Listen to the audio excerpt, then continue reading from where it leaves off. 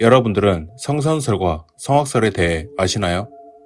성선설은 인간이 본래 선한 성향을 지니고 태어난다는 이론이며, 그렇기에 인간은 본능적으로 도덕적이고 선한 행동을 추구한다는 의미입니다. 그와 반대로 성악설은 인간은 본성적으로 악하거나 이기적인 경향을 지니고 태어난다고 보는 이론입니다. 이 견해에 따르면 문명, 교육, 법과 질서가 없다면 인간은 그 이기적 본성을 드러나게 된다는 의미입니다. 주변에서 보시면 화가 많거나 욕설을 입에 달고 사는 사람들도 있을 것이고, 이렇게 바보처럼 착한 사람이 있을까? 라고 생각이 드는 사람도 있습니다. 여기서 특이한 것은 대부분의 사람들은 착한 사람을 얕보거나 무시하고 거친 사람들을 기피하며 부딪히기를 싫어하기에 그들에게는 기본적인 예를 지킵니다. 강강약약이라는 말보다는 강약, 약강이라는 말처럼 강한 사람에게는 약하고 약한 사람에게는 강한 모습을 보이는 게 보통적인데요. 많은 사건의 가해자들의 모습을 보면 그들이 벌인 사건에 비해 얼굴이 너무 평범하다는 생각이 들 때도 있습니다. 그들은 과연 충동적인 모습으로 인해 그런 일들을 벌였는지, 아니면 인간의 악한 본성이 표출되었을 수도 있습니다. 이번 이야기는 허스가 느꼈던 인간의 성향에 대한 무서운 이야기라고 합니다. 그럼 이야기를 시작하겠습니다. 안녕하세요. 저는 허스입니다. 지금으로부터 한 10년 전쯤 되었을 겁니다. 제가 살았던 동네는 굉장히 노후되고 환경이 좋지 않은 동네였습니다. 아무래도 정말 작은 지방이다 보니 그 지역에서도 발전을 하는 동네는 끊임없이 발전을 하게 되고, 발전이 멈춘 동네는 정말 몇십 년이 지나도 모습이 그대로이기에 버스를 타고 다니다 보면 이 지역이 정말 같은 지역일까 싶은 생각이 들 정도로 엄청나게 빈부격차와 편의시설 등의 차이가 큽니다. 저희 동네는 유흥가 뒤쪽의 동네였는데요. 그래서 그런지 밤마다 술에 취해 싸우는 소리가 많이 들리기도 했고, 동네의 학생들도 꽤나 거칠었습니다. 여러분들은 이런 경험이 있으실지 모르겠지만 저희 동네에는 정말 유명한 한 사람이 있었습니다. 이 사람이 왜 유명하냐고 하면 외모가 뛰어나거나 돈이 많거나 직업이 좋거나 문제를 자주 일으켜서 유명한 게 아니라 그야말로 바보처럼 착했기 때문입니다. 40살쯤 되어 보이는 나이임에도 그는 새벽부터 저녁까지 리어카의 자전거를 연결하여 박스나 폐지를 줍는 일을 하였습니다.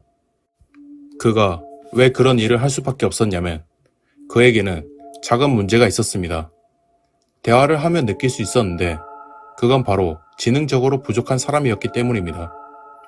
동네 꼬마들은 그를 빵빵이라고 불렀는데 왜 그렇게 불렀냐면 타고 다니는 자전거에는 위험을 알리는 경적종이 없었기에 앞에 사람이 있거나 차가 갑자기 지나가면 빵빵이라고 외치면서 위험을 알렸던 것이었습니다.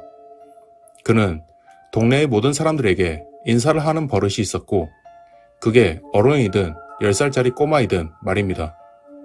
그렇게 열심히 사는 사람이었지만 그게 한편으로는 또 놀림감이 될 수밖에 없었습니다. 맨 처음에 말했다시피 그 동네는 유흥가의 뒤편에 있는 정말 노후된 동네였기에 사람들이 많이 거칠었습니다. 그래서 아무런 이유 없이 그의 리어카에 쌓여있는 폐지를 손으로 밀어버려 쓰러뜨려 버린다든가 가지고 있던 쓰레기를 그에게 던지며 이것도 주워가라 라는 식으로 많이 괴롭혔습니다. 그러다 그 동네에 정말 뜻밖의 희소식이 하나 나타났습니다. 그건 바로 그 동네의 오래된 아파트가 위험 건축물로 판단이 되어 재건축 시공을 하게 되었다는 것이었습니다. 아무리 동네가 노후가 되었더라도 당연히 노후된 아파트보다 신축의 아파트가 가격이 높을 수밖에 없기에 그 아파트에 사는 모든 주민들은 굉장히 기분이 좋았습니다. 그런 그들에게 눈에 가시처럼 밟히는 게 있었는데 그건 바로 빵빵이라는 사람이었습니다.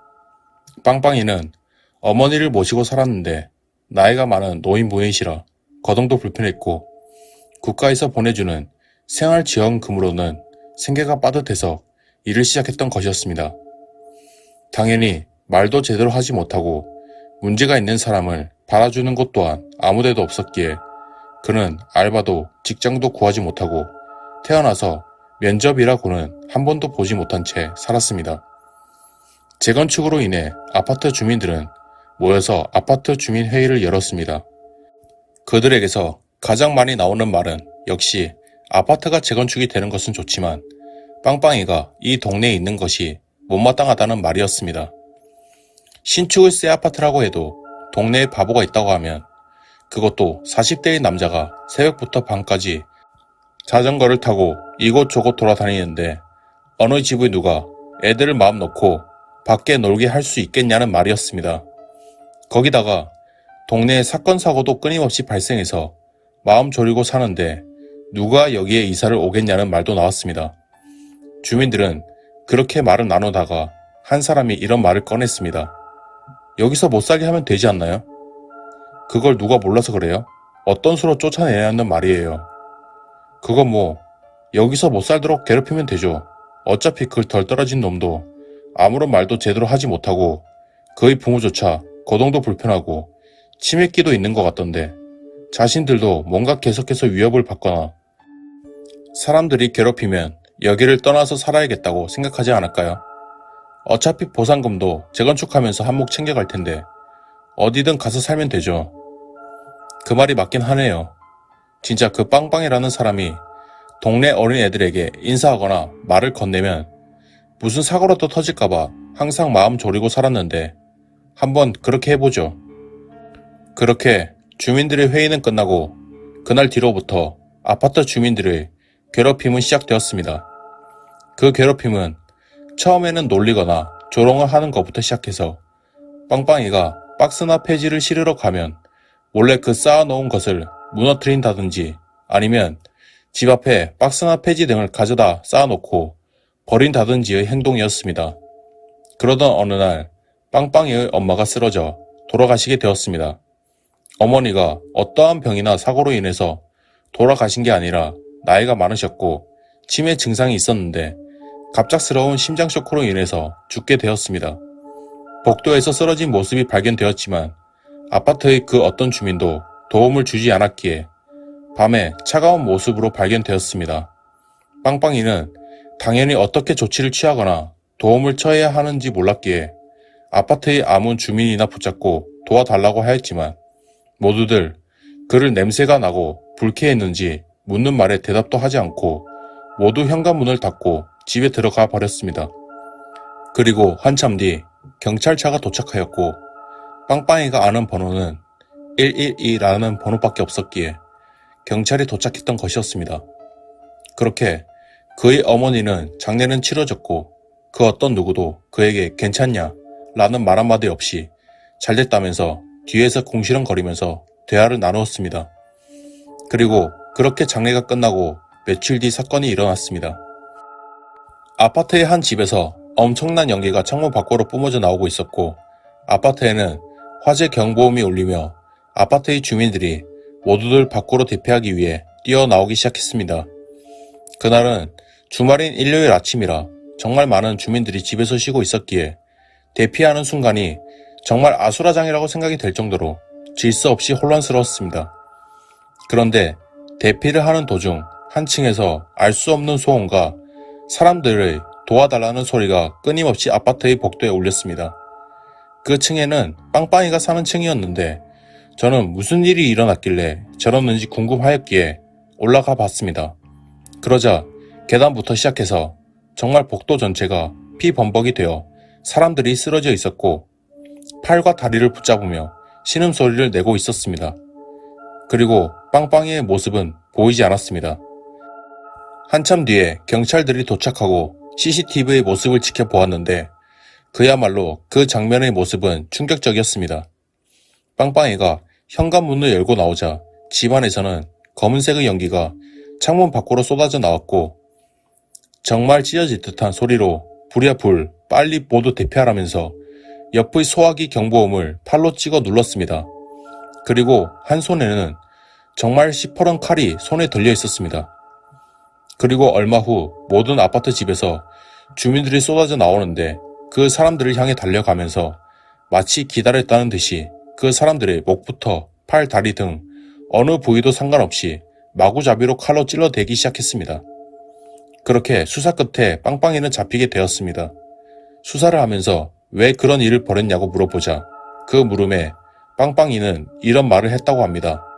나의 어머니는 나의 전부였고 내가 이 세상에서 살아가야 하는 법이자 규칙이었는데 그게 사라졌기 때문에 더 이상 나는 법과 규칙이 없어졌다고 말입니다. 그리고 내가 아파트 복도에서 그렇게 도와달라고 외쳤는데 아무도 신경을 쓰지 않았다고, 자신을 그렇게 무시한 사람들이 피를 흘리며 절규하고 도와달라는 모습을 보고 싶어서 그런 일을 벌였다고 합니다. 정말 희한하게도 그때 조사를 했을 때 당시에는 이전에 어버버하고 멍청한 모습이 아닌 마치 사람이 각성을 한 것처럼 정말 말투도 정확하고 설명도 차분하게 잘해서 완전히 다른 모습이었다고 했습니다.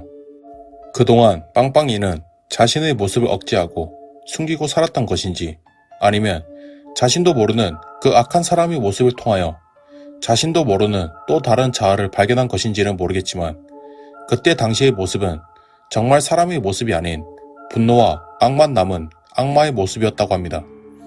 지금은 그 아파트가 재건축이 되어서 새로운 아파트가 들어섰지만 그곳에 사는 사람들은 아직도 그때의 충격이 잊혀지지 않는다고 합니다. 현실 공포가 더 무섭다는 생각이 드는 이야기였습니다. 그럼 이야기를 마치겠습니다. 지금까지 끝까지 이야기를 들어주신 시청자분들께 감사드리며 다음에는 또 다른 내용을 들고 오도록 하겠습니다.